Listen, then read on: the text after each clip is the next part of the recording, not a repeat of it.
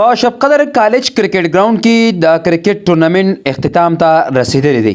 په دې کرکټ ټورنمنټ کې د علاقې څلېرویشتو ټیمونو حصه اخیستې وه. په څلېرویشتو ټیمونو کې 2 ټیمونه فاینل ته رارسېدلي دي.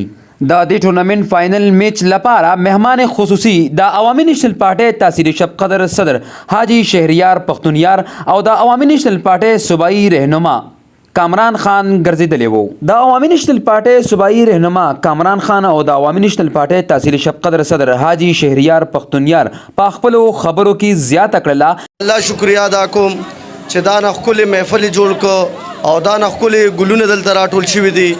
زه د شب قدر د دعاوې دلته کې راغلي ټولو ګلونو مېلمنو ته په جمع سلام ویم او د ارګنایزینګ کمیټې شکریا ادا کوم چې دونه ښکلې طریقې سره دا ټورنمنټ جوړ کړ او د هغې په صحیح طریقه باندې چې څونه د دې د سیکورټي وه د میډیا وه د کلاډیانو او د څونه دلته کې د هغې منډه تړله وه هغه د ارګنایزینګ کمیټې وکړه. نو زه هغې ته په دې کامیاب ټورنمنټ باندې مبارکباد ورکوم او کله چې داسې هر میدان ته سړي وځي نو په هغې کې خار او جیت وي. خو زه نن د حد نه زیات په دې باندې خوشحاله شوم چې زمونږ په شب قدر کې دونه ښکلې ټیم میچ وګټو او ورپسې دا وینر چې کوم راغی نو هغې هم ډېر زیات ښکلې میچ وکړو او مونږ ډېره زیاته مزه واخیسته. ډېر عمر پس مونږ دلته کې کرکټ ته کېناستو خو دونه مزه یې مونږ له چرته هم نه راکړې. نن چې څونه مزه دلته کې د میچ وکړه. بل زه تاسو ته مختصر د علاقې په دغه باندې یو خبره کوم چې دلته کې زما باشعوره عوام دي پښتانه او درانه خلک دي. نو یو مهرباني وکړئ چې زمونږ په دې علاقه کې څونه د آیسو د منشیاتو او دا غلط خلک چې کوم دا شی کوي نو دا ناسور به انشاءالله په شریکه ختمو. دا زمونږ د ټولو دشمن دی چې کوم زما بچي زما د ګلالو بچو ته زما د زلمو ته زمونږ د مور پلار زمونږ د مشرانو دا ورته تمه وي چې زما دا بچی به راځي دا به ښه افسر جوړیږي دا به ښه کرکټر جوړیږي دا به ښه عالم جوړیږي دا به ښه انسان جوړیږي او هغه ماله په داسې عذاب باندې مبتلا کی. نو دا د الله هم دشمن دی او زمونږ هم دشمن دی او زه په جاره انشاءالله تاسو ته دا ویم چې کوم سړی دا ناسور خرڅوي سود کوي او غلط سیستم کوي نو انشاءالله په هغې کې د ټولو نه اول زه به د سره ولاړم او دا ناسور او دا خلک به انشاءالله د دې علاقې نه ختمو که خیري.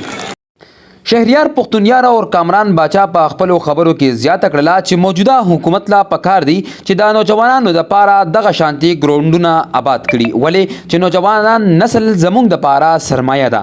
دوی وویلې که زموږ حکومت راغی نو د نوجوانانو دپاره به مونږ په علاقه کې دغه شان ګراونډونه آبادو او دا کیل کود لوبې به عام کوو. په دې موقع باندې کامران باچا او شهریار پښتونیار د ارګنایزینګ کمیټې دپاره د نغدو 100,000 روپو اعلان وکړو. د کیمرمین فخر افتخار سره اکرام الله صدیقي، ډیلی شب قدر نیوز، شب قدر.